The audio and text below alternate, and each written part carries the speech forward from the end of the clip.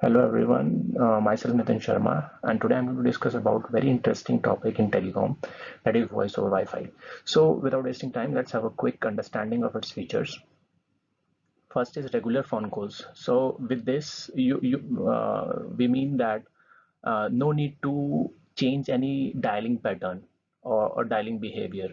The way that you are doing your calls in your normal 2G, 3G, and 4G network, similarly you need to dial or make calls using this feature also. Second thing, there is no special application required, neither Android nor iOS application required to make use of this service. Only need is your handset must support this feature, voice over Wi-Fi. So that can be either inbuilt in your handset or maybe done through Android upgrade. So next time you have any upgrade, please upgrade your phone OS. This feature basically initiated by Apple in its iOS release 8. After that, slowly, all the Android players also started adopting this technology. The major and the main advantage of this feature is you can make calls when you do not have any cellular network in your area. Let's have you are residing in a very high-rise building, and inside your and in the living room you do not have any coverage for your voice network. So if you have Wi-Fi in your home, then you can easily make call, voice or video call with the help of this feature. That is also important feature. I forgot to tell you that both voice and video call can be made using this feature. In this slide, we will be discussing about the architecture of voice over Wi-Fi. So let's have a look.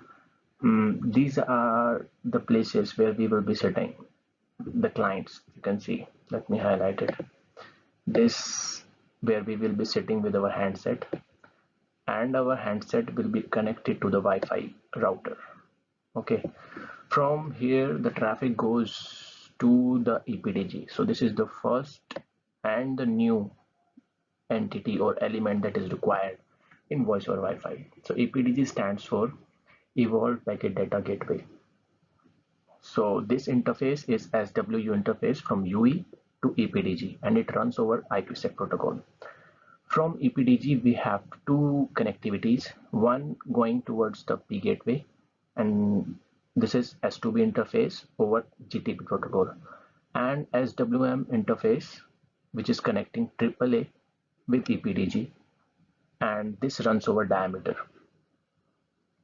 Further, P gateway is connected to PCRF and AAA over S6B and GX diameter protocols. AAA is connecting to HSS over SWX interface using diameter. So apart from S2B, all other interfaces are diameter interfaces running over diameter.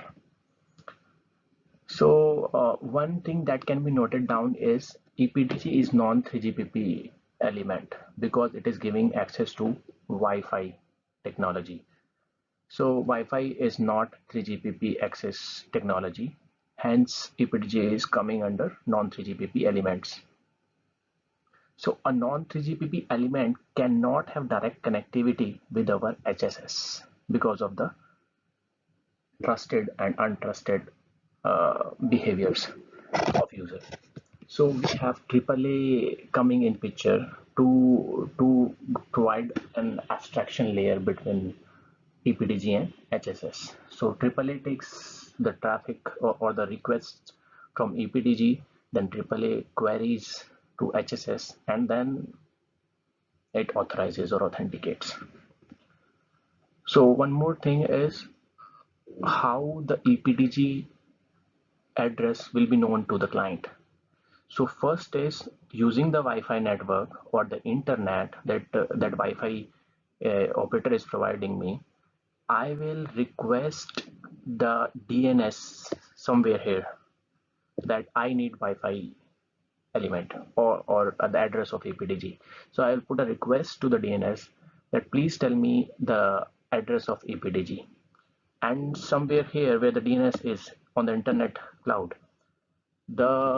we have entries of SWU interface of EPDG, this interface. So this is public address, public IP address, and these addresses are defined in the DNS. So I will request for the address of EPDG, and DNS will provide or resolve the IP address of EPDG, the public IP. So once I receive, or my handset will receive the public address of EPDG, DNS work is done here. So I will have connection, or I will send request to the EPDG. Okay, I hope it is clear.